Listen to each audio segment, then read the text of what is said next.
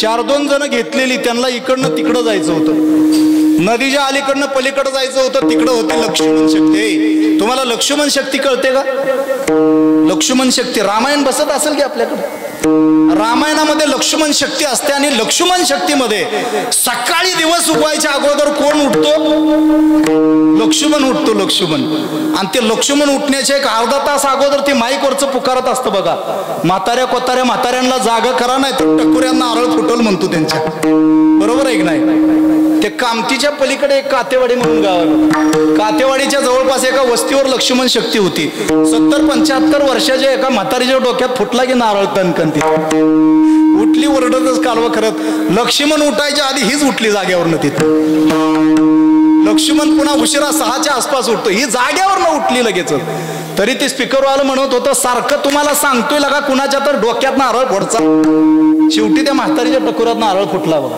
मग लक्ष्मण सावध होण्याच्या अगोदर आपण काय झालं पाहिजे? सावध झालं पाहिजे. नदीच्या अलीकडून नावेमध्ये बसून पलीकडे 4-2 जण चालले होते, गेले, तिकडचा कार्यक्रम झाला बघा. ते काय कीर्तनाला गेले नव्हते, जातानाच तिकडे गौतमी आले, त्यांच्या कानावर आलो. साहजिकच गौतमी सांगते 11ला आणि येते 1 वाजता, बरोबर आहे की नाही? बरं, त्यांनी आपल्या वेळेत यायचं नसतं. असा कार्यक्रम त्यांचा तिकडं चालला जोरदार. 11:30-12 वाजता कार्यक्रम संपला आणि 12 वाजता कार्यक्रम संपवून माघारी निघाले. पण माघारी निघताना सगळ्यांनी, आम्हाला सुद्धा बाटली आहे बघा इथं, बाटलीशिवाय काय चालत नाही, बरोबर आहे की? इथं बाटली आहे. त्यांना ठाऊक आहे कसली बाटली आणली आहे त्यांनी? गरम आणली. तेव्हा पोरांना ठाऊक आहे, पोरांना माहित आहे गुरुजीला रोजच गरम लागतंय, आणि पोरं बी सगळे आमचीच आहे. ती काय काय तुमची बी आहे ती बरं का. आणि आल्या आल्या चोपदार एवढा खमके बरं का, दंडवत घाला त्यांना. चोपदार म्हणले घेतल्यानंतर तुम्हाला काय लागतंय? मी म्हणलं गुळ ठेवा नाही तर साखर ठेवा. ते म्हणले नक्की काय ठेवू द्या? मी म्हणलं अजून मला साखर झाली नाही, साखर ठेवा. कारण गुळ खाल्ला आणि मुळात गेलं तर काय करायचं पुन्हा, त्याच्यामुळे गुळ नको म्हणलं, साखर ठेवा. महाराज 11:30-12 वाजता प्रोग्राम संपला, माघारी निघाले. त्या नावकऱ्यानं नाव जी होती ती तिथं काठावर आणून ठेवलेली होती, आणि काठावर आणून जी नाव होती ती तिथं एक मोठा दगड होता, त्याला काय केली होती? बांधली होती.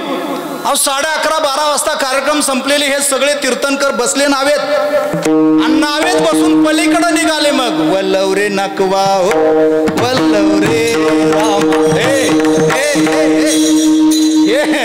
लगेच ताल धरला. किती उशीर? 1 वाजली, 2 वाजली, बघताय काय 4 वाजल्या.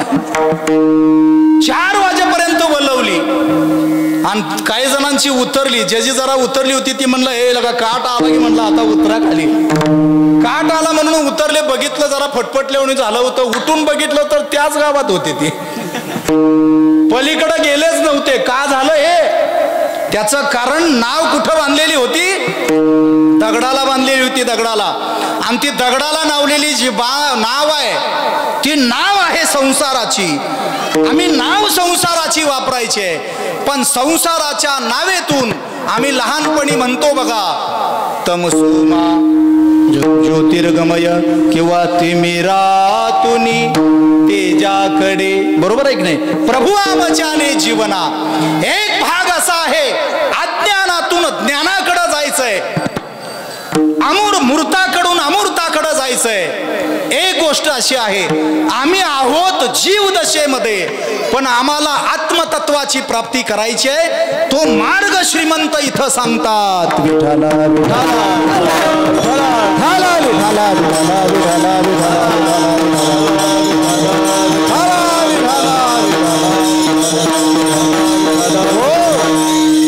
महाराज जरा विचार करा, या जगाची निर्मिती आणि निर्मितीच्या नंतर या माणसाला प्राप्त झालेलं दुःख संपवण्याचा जर प्रयत्न कोण करत असेल तर फक्त आणि फक्त कोण करतात? संत करतायत. डोळे उघडायला सांगतायत संत. का डोळे झाकलेत का आमचे? अहो झाकलेत म्हणून तर सांगतायत उघडायला. कारण आता मला रात्री सांगितलं की बाबा आता बांधाकडे काय तुम्ही जाऊ नका, बांध रात्रीच टुकरून झालाय. मी म्हणलं आता रात्री बाण टोकरलाय म्हणल्यावर सासू सुनाकडे वळाव, तर ते म्हणले पुन्हा गिरकी खाऊन सासू सुना बी झाले त्या सगळ्या. आता बोलायचं तर काय व, बरोबर आहे की नाही? हा, सासू सुना झाल्या, बाण टोकरायचं झालं, एकमेकाची उनी दुनी झाली. पोटातली रखरख सगळं सगळं होऊन गेलं रात्री. ऐका, श्रीमंतांनी सांगितलं तुम्हाला प्रपंचामध्ये असायचं आहे आणि प्रपंचात असून संतांनी ज्या पद्धतीनं देव आपलासा केला तो देव आपलासा करण्यासाठी तुकोबाराय बोलतात तुम्हाला आताच डोळे उघडावं लागेल. कारण पाठीमागं जर बघितलं तर मागचा जो काळ आहे गेलेल्या काळाला, हे गेलेल्या काळाला काय म्हणतात दादा? हे गेलेल्या काळाला भविष्य काळ म्हणतात. इथं तुम्ही माझ्या सोबत आहे गिर घालव इथं.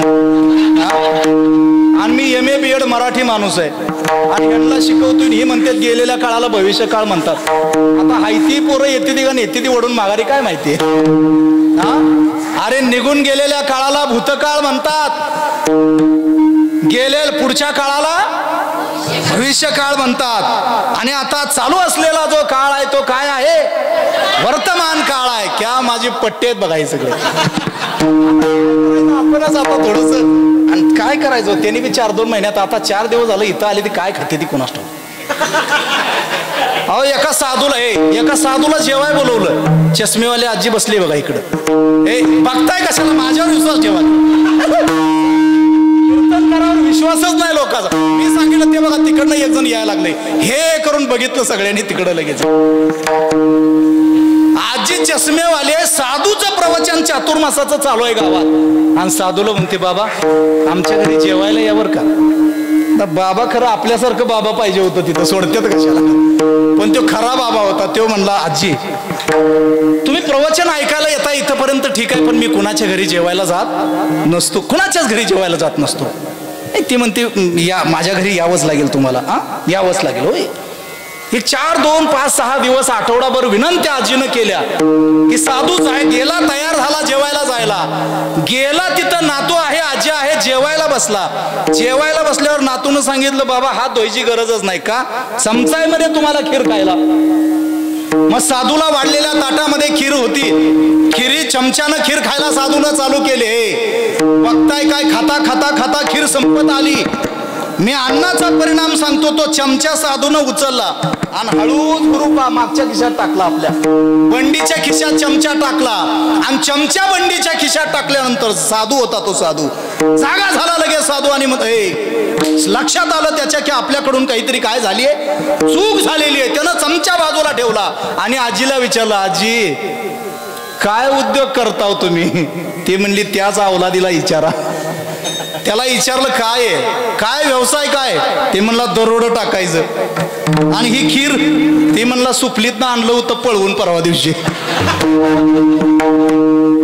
उग घर उघडी ठेवत जाऊ नका, नेते ती गहू उचलून सगळं. मी ह्या साधूच्या इकडं का आलो सांगू का तुम्हाला?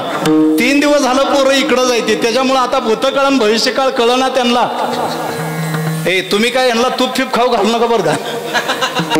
हे असलं चांगलं चांगलं खाल्लं की खुशाल झोपते ती आणि त्यांना गेल्याला बी काळ कळना आणि पुढचा बी काळ कळना. त्यांच्या डोक्यात एकच आहे आता फक्त सुकाळ. आणि बघू नका मी माझं बी पिल्लू पाठवलंय तेव्हा तिथं आहे. ते सगळ्यात बारकं दिसतंय ते आमचंच आहे. 5-6 दिवस हाना म्हणलं पुढचं पुढं काल्याला बघून घेऊ. कुठं तुम्ही काळजी करताय? एवढी सुंदर वातावरणामध्ये खरं नामसप्ताह अत्यंत चांगला आहे. या टप्प्यातून त्या टप्प्यात जायचं. एक टप्पा संसाराचा आहे आणि दुसरा टप्पा परमार्थाचा आहे. आईला तीरावरती आम्ही आहोत आणि पहिलं तीरावरती आम्हाला नेण्याचं काम जर कोण करत असेल तर केवळ आणि केवळ संत करतात. सांगतात मागे गेले पाहू नका, पुढे जामीन आहे तुका. जे माग गेलं महाराज आमच्या जीवनातनं निघून गेलं त्याची राख झालेली असते आणि येणारा भविष्य काळ याची खात्री आम्हाला नसते. आमच्याकडे एक अण्णा होता, अण्णा. आता ही अण्णा नाना बापू येत्यातच बघा कीर्तन. अण्णा होता, अण्णा उग बसल्या बसल्या हिकडची वाळू उचलायचं आणि इकडं टाकायचं, इकडची वाळू उचलायचं आणि इकडं टाकायचं. मी म्हणलं अण्णा कशाला उग वंजळ उचलताय, तुमची बांधायची तर होईल का तेवढ्यात? ते म्हणला तुम्ही उग कीर्तनच करा. तुम्हाला काय करायचं, आम्ही कुणाची बी उचलू. महाराज काय काय जणांची उचलण्यातच गेली, शेवटी त्याला उचलायला माणूस नव्हता. लक्षात घ्या, कारण तो गेला कशात, कोरोनात गेला. कोरोनात त्याच्या अस्थी सुद्धा माघारी आल्या नाही. आणि मी सांगितलं तुम्हाला, एक जणाची पिशवी दुसरीच निघली आमच्या गावात.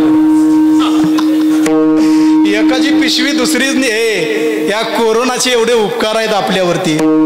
खरं संतांनी सांगितलं बघा, कवनाचे माय बाप, कवनाचे गण घोष, कवनाचे माय बाप, कवनाचे गण घोष,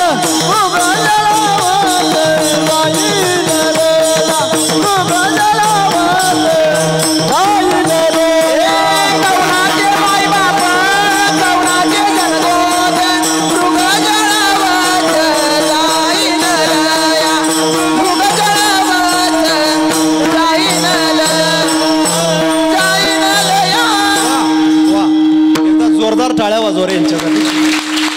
हा, जीव तुडून ओरडायला लागले, ते जीव तुडून किती सुंदर म्हणायला लागल्यात.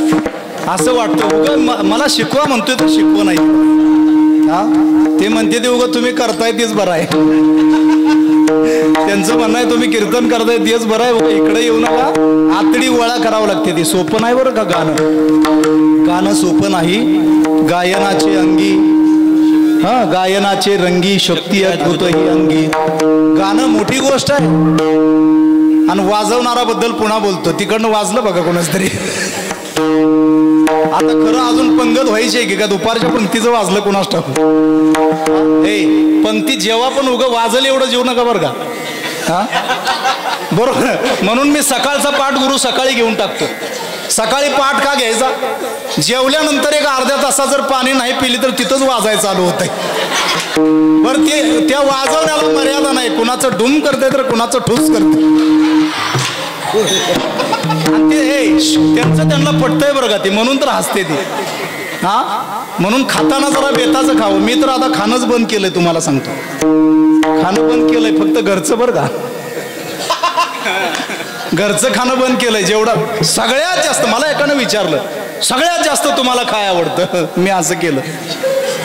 ते म्हणले त्यातल्या त्यात. मी म्हणलं फुकट मिळालेलं, दुसरं काय. सगळ्यात जास्त आवडतं जेवायला, प्रत्येकाला तेच आहे. लक्षात कोण कुणाला ठेवतं सांगा बरं, कोण कुणाला लक्षात ठेवतं. आता मी आलो तुमच्या इकडे, तुम्ही मला काय गोडधोड खाऊ घातलं तर मी तुम्हाला काय करणार. मी नाही, सगळ्यांचं तेच आहे. नाहीतर माणसं म्हणते ती चहाचं पाणी सुद्धा तोंडावर हाणलं नाही. हा, आणि ठेवायला लागल्यावर नग नग नग नग, चहा ठेवायला लागल्यावर नग म्हणायचं. आणून दिल्यावर अर्धा घ्यायचा, एवढाच घ्यायचा. पण नाहीच पाजल्यावर पुन्हा काय म्हणायचं, चहाचं पाणी सुद्धा तोंडावर हाणलं नाही. तुम्हाला सांगतो, जी येईल तिच्या तोंडावर चहाचं पाणी हाना तुम्ही. प्यायला नाही दिलं तर चालत. बोलण्याची पद्धत आहे लोकांची. हा, बोलण्याची पद्धत आहे. श्रीमंतांचं प्रमाण आहे, माऊलींचं प्रमाण आहे. कवनाचे माये बाप, कवनाचे गणगोत. हे मला वाटतं महाराजांनी लिहिलं, बहीण कुणाची, भाऊ कुणाचा, कोण कुणाचे सगळे सोयरे. मेल्या पाठी मुकतील सारे, तुटतील धागे दोरे, कळो येईल. हा हा हा हा हा,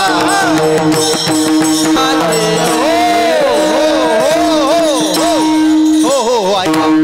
कळो येईल अंतकाळी प्राणप्रयाणाचे वेळी.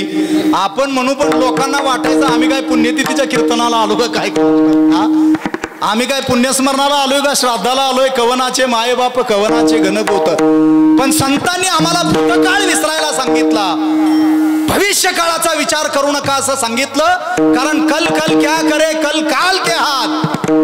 वर्तमान काळ आमच्या जीवनामध्ये फार प्रयत्न करतो, फार परिणाम करतो. कळतही नाही आम्हाला आमच्या आयुष्यातला काळ कधी निघून गेला. घडी घडी याची काळ वाट पाहे, घडी घडी याची काळ वाट, हा घडी घडी याची काळ वाट पाहे, घडी घडी याची काळ वाट पाहे. अजून किती आहे अवकाश, अजून किती आहे अवकाश, अजून किती आहे अवकाश. नाही आमची आहे ना, बाप आमचा आहे, कोणच आमचं नाही. महाराजांनी स्पष्ट सांगितलं, शेजेची कामी न दूर राहे. जाताना शेवटी आपण, म्हणून तर मला वाटतं ते सांगतात बघा, खाली हात आया ता खाली हात जाएगा. बरोबर आहे बरोबर आहे की नाही. मग येताना असा, येताना घेऊन आलास काय, जाताना घेऊन जाशील काय, नको अभिमान धरू भल्या मानस. आपण पंढरपूरच्या जवळ आहे. तुम्ही जरा पहाट वाळवंटात कुणी गेलंय का? हात वर करा बरं जरा. एक सुद्धा हात वर येत नाही. पहाट वाळवंटात जा तुम्ही. वाळवंटात पुंडलिकाच्या मंदिराच्या परिसरामध्ये जवळपास एवढी सुंदर गाणी चालू असतात की आपल्या सगळं पारणं फिटून जातं महाराज वाळवंटामध्ये. कारण पुंडलिक राया स्वतः तिथं आई वडिलांची सेवा करतायत. महाराज संतांनी प्रकर्षानं सांगितलं, तुम्ही वर्तमान काळामध्ये जगा. तुम्ही जर आता नाही जागे झाले तर पुन्हा कुठल्या जन्मामध्ये पुनर्जन्म आम्ही सांगतो नाही. आम्हाला पाठीमागं कळालं उद्याचं काय घेऊन बसलाय. तुम्ही आत्ताचा विचार करा. हेच अभंगाच्या पहिल्या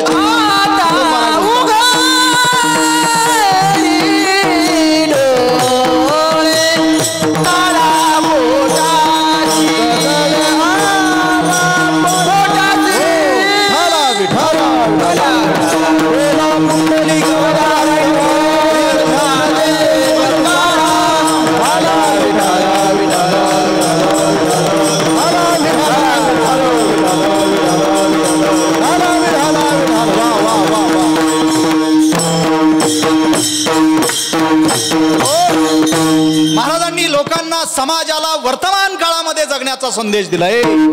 कारण वर्तमान काळ हाच आमच्या जीवनामध्ये परिणाम करत असतो. वर्तमान काळ जर आम्ही नीट घालवला, वर्तमान काळ म्हणजे आत्ताच. मगाशी आपण घरी बसून चहा पेलो की नाही, ती गेला निघून. बरोबर आहे की नाही. वर्तमान काळ त्याला म्हणतात जो काळ आत्ताच आहे. आणि माणसाच्या जीवनावरती असा परिणाम, संगती जसा परिणाम करते तसाच परिणाम वर्तमान काळ करत असतो. कारण वर्तमान काळ त्याला म्हणतात जो आत्ता आपल्या आयुष्यामध्ये चालू आहे. आणि आम्ही जर आत्ताकडे लक्ष नाही दिलं तर आम्ही कुठल्या दिशेला जाऊ आम्हाला ठाऊक नाही. माझा एक महत्वाचा मेसेज असतो, मी बोलत असतो बाबा, पाय त्याच्याच डोक्या, काय पाय आपले जे पाय आहेत ना, आणि आपलं जे डोकं आहे, डोकं हे मस्तक त्याच पायावरती टेकवा जे पाय संतांच्या विचाराने चालणारे आहेत. विठ्ठला विठ्ठला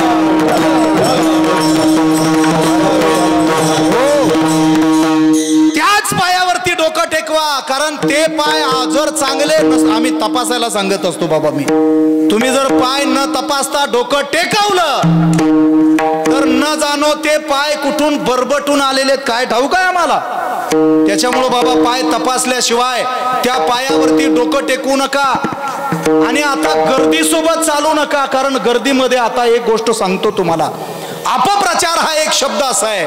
डॉक्टर बाबासाहेब आंबेडकरांनी एक वाक्य लिहिलं होतं, जर माझ्या विरोधात लोक बोलत नसतील तर माझं काम चुकीचं आहे. ज्या दिवशी लोक माझ्या विरोधात बोलायचं बंद करतील तिथून पुढे मला स्वतःला तपासावं लागेल. माझ्या अर्थी अपप्रचार चालू आहे, माझी पाठीमागं चुकीची जर चर्चा चालू असेल तर याचा अर्थ असा आहे की मी माझ्या कुठं आहे तर प्रगतीच्या वाटेवरती आहे.